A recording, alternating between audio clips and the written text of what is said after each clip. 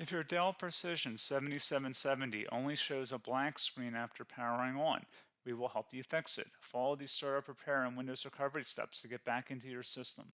A lot of errors pertain to this problem, and we're going to go ahead and jump into what should hopefully be a pretty straightforward process, guys.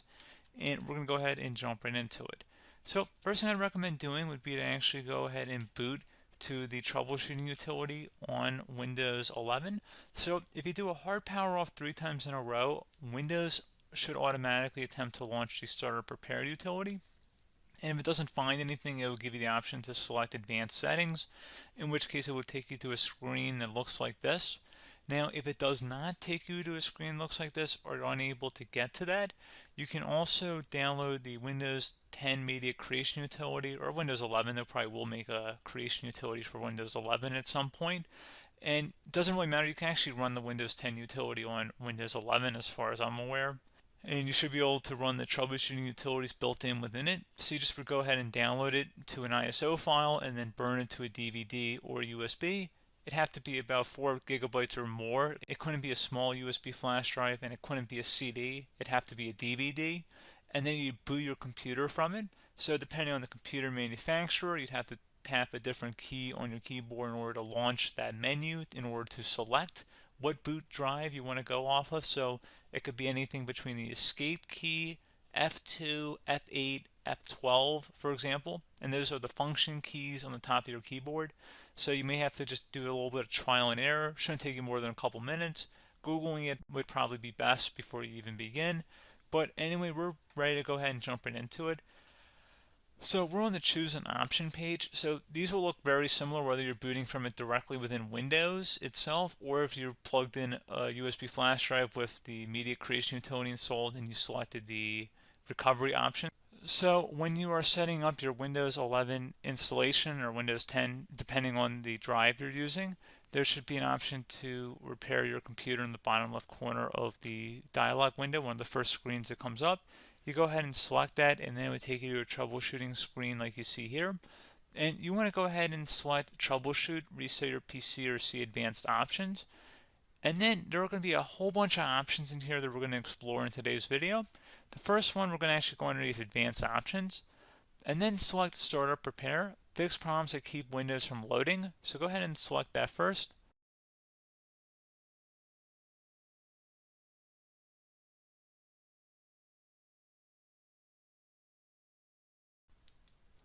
Okay, so you can see it could not repair our PC. That was our first option we could try. Something else, if we go back into advanced options here and then select troubleshoot, we're going to go underneath advanced options again. You can go ahead and actually access safe mode by selecting startup settings. And then if you select the restart button, you have the option on the screen select safe mode with networking, which will give you a key on the screen. It'll tell you which key to press to enter that. I believe it's the F7 key. It'll do that for you. I'm not going to go over that in today's tutorial because I don't really want to go into safe mode, but you're more than welcome to attempt that by going into here and then selecting restart. Again, it'll launch another screen. It'll say what key do you want to press, and it'll give you like 7 or 8 different options, and you want to select safe mode with networking. There's also an option for a command prompt too, but that's going to be something we're going to cover later in this video, and we don't even have to go through that in order to access it. So that's why I'm not going to really push for that, because unless you know exactly what's causing the problem, you probably don't need to go into safe mode. Unless you're trying to recover files, in which case then you definitely can go into safe mode, but we're trying to actually recover our computer here. So I hope that makes sense. Something else we can also try here as well would be to uninstall updates, remove recently installed quality or feature updates from Windows. So if you go ahead and select that, you can uninstall the latest quality updates, which generally is the more day-to-day updates. Feature updates are the less regularly released ones, like the big ones. I would equate it to service packs in like Windows 7 and Windows Vista and Windows XP. So larger updates that occur once or twice a year at most. And the quality updates are more just a regular update. So probably obviously depend, it'll take longer if you're going to try and uninstall the latest feature update versus quality update. And maybe you don't need to go back that far. So just giving you guys a couple of pointers with that. Something else you can also look at here, and we're going to jump into the command prompt in a little bit, but you can select System Restore, which will use a restore point recorded on your PC to restore Windows. And this is something I would highly recommend here, guys. So select next. Assuming you have a restore point saved on your computer, you go ahead and select the most recently created one, and you'll select next, and then you'll select the drive. You shouldn't actually have to select the drive. You can scan for affected programs, but we're going to keep it all default here, and then we're going to select finish. So once started, system restore cannot be interrupted. Do you want to continue? I think we're going to select yes. I don't think we have anything better to do on our computer right now, so just give it a moment here to initialize. It will take a couple minutes to run, obviously depending on how large your hard drive is and how much is saved on the system restore point. So just give it a couple minutes here.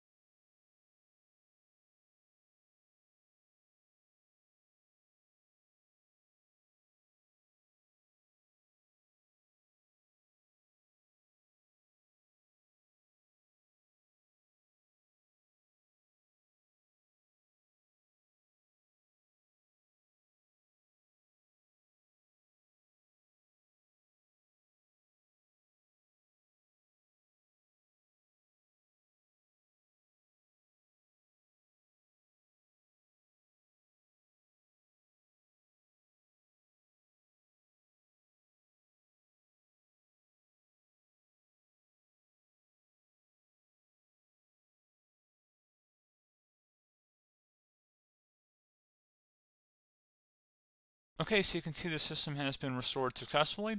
We're going to go over a couple different methods in addition to that if that did not work. So I'm just going to pause the video and we're going to start back on the recovery screen that we started with. Okay, so a couple other things we can try here too. If you go back into troubleshoot, you can select reset your PC while you choose to keep or remove your personal files and then reinstalls Windows.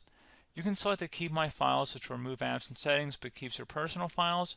You can also select remove everything, which will remove all of your personal files, apps, and settings. So this is more of a factory reset, the second option here. First option, it should not delete all of your personal files. However, it will pretty much clear most of your programs. And keep in mind, there's no guarantee that your information, number one, is even still available and easily recoverable on your computer to the point that you actually would be able to recover anything. And the second point is that there's always a chance that it won't actually recover and it will just do a factory reset anyway. So there's no guarantee that actually would keep your files anyway. So I would recommend trying to get a recovery tool and backing that up first before selecting it anyway. But again, those are a couple different options. And then something else you can try here if you go back to the choose an option. Another option, if you go underneath choose an option and select troubleshoot, advanced options, and now select where it says command prompt. Okay, so the first thing we should do is type our main hard drive here. In most cases, it should be the C drive. So you just do a C colon and then hit enter on your keyboard. So once you're underneath the C drive, we're going to type in dir and then hit enter on your keyboard. It should have program files, users, and Windows all in there. That's how you know you're in the right directory.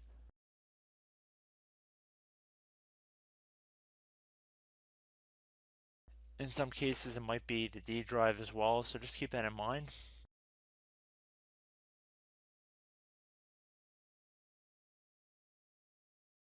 Next thing we're going to do is type in cd space / Windows / system 32 / config, and then you're going to hit enter on your keyboard.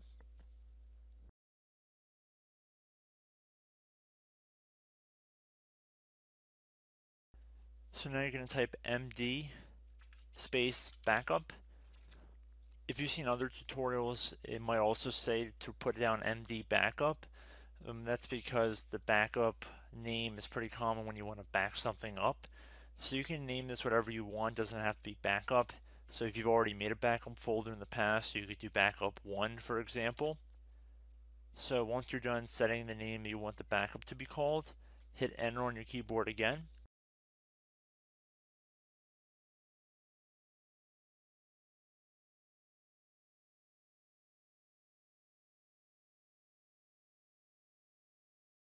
At this point you want to type copy, C-O-P-Y, space, then you want to do the star symbol above the 8 key, then do a period or a dot, whatever you want to call it, then another star sign, and then another space, and then type backup, and then hit enter on your keyboard.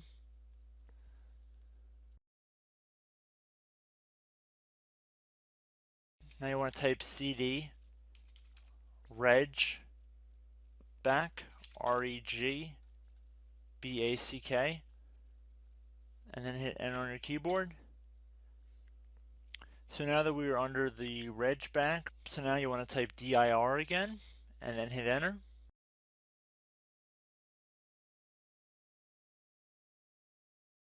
So now at this point we're going to type copy again. So copy, space, star sign, dot, another star sign, space, and then 2 dots. So we're going to type copy, space, star sign, dot, sign, star sign, dot, dot, and then hit enter on your keyboard again. So for overwrite, you want to overwrite all. So type A on your keyboard, so capital A, and then hit enter on your keyboard.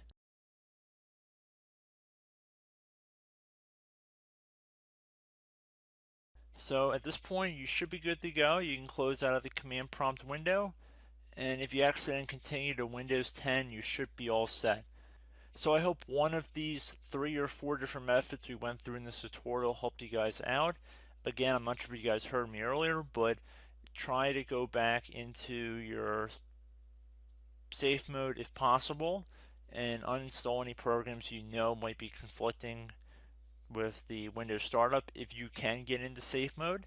So just keep that in mind. Something very simple like that could be blocking up everything. So again, I hope this tutorial helped you guys out, and I will catch you in the next tutorial. Goodbye.